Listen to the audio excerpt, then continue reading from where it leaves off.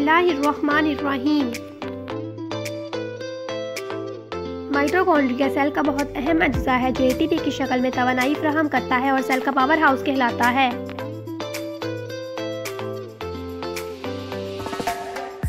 Mitochondria میں ایک micro meter موٹا چکن دماغ ہوتا ہے جس کے حصے کو ہائی وولٹیج الیکٹرون خوربین کے ذریعے دیکھا جا سکتا ہے۔ جب اس حصے کو خوربین میں روک دیا جائے تو اسے بہت سے مختلف زاویوں سے دیکھا جا سکتا ہے اور تین جہتی تفصیل کی بڑی مقدار ایک دوسرے سے الگ ہو جاتی ہے۔ مائٹوکونڈریا میں اندرونی جھلی، بیرونی جھلی، میٹرکس، انٹرمیمبرین سپیس اور کرسٹا شامل ہوتا ہے جس سے مائٹوکونڈریا کی ساخت ہوتی ہے۔ کروموگرام کی جھلی کے انفرادی ٹکڑے کا سوراخ لگایا جاتا ہے۔ اس معاملے میں اندرونی جھلی ہلکے نیلے رنگ میں پائی جاتی ہے جو بیرونی جھلی کے متوازی تھے اور پیلے رنگ میں سوراخ لگا کر کرسٹا میں ڈال دیا گیا تھا جو مائٹوکونڈریل داخلے میں گھسا ہوا تھا۔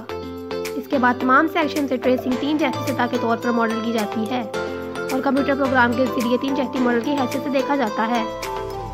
اس پیرامیٹر فیسیس میں مائٹوکونڈرین داخل ہو جاتا ہے اور اسیٹل CoA میں ٹوٹ جاتا ہے۔ اسیٹل CoA کے بعد سائٹرک ایسڈ سائیکل کے ذریعے مائٹوبولائز ہو جاتا ہے جس سے NAD NADH میں تبدیل ہو جاتا ہے۔ آکسیڈیٹیو فاسفوریلیشن کے اس عمل میں NADH سے اعلیٰ توانائی کے الیکٹران کو پھر اندرونی جھلی میں الیکٹران ٹرانسپورٹ چین کے ساتھ آکسیجن میں منتقل کیا جاتا ہے۔ یہ الیکٹران ٹرانسپورٹ اندرونی جھلی کے پار ایک پروٹون میلان پیدا کرتی ہے اور ATP کے ترتیب کے ذریعے ATP کی پیداوار کو جلاتا ہے۔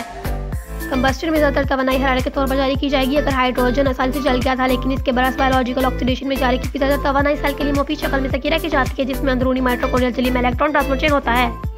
کیونکہ الیکٹران ٹرانسپورٹ چین کے ساتھ اعلیٰ توانائی الیکٹران گزر جاتا ہے، توانائی میں کچھ جاری ہو جاتا ہے جس سے وہ تین سانس لینے والے انزائم کمپلیکس چلاتے ہیں جو ہائیڈروجن آئن کو میٹرکس سے باہر پمپ کراتے ہیں۔ نتیجے کے طور پر الیکٹروکیمیکل پروٹون گریڈیئنٹ اندرونی جھلی کے پار ہائیڈروجن کو ATP ترتیب کے ذریعے واپس چلاتا ہے۔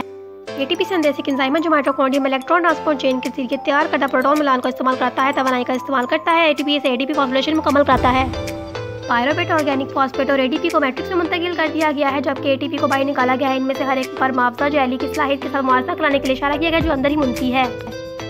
ATP سنتھیز ATP proton motto force یا پمپ پروٹون کے ذریعے ان کے الیکٹروکیمیکل میلان کے خلاف ترکیب کر سکتے ہیں۔ ATP کو الیکٹرولائزنگ کے ذریعے ATP ترکیب پیدا کر سکتی ہے جب ہائیڈرولائزنگ ATP سے پتہ چلتا ہے کہ سنتھیز پمپ کر سکتی ہے۔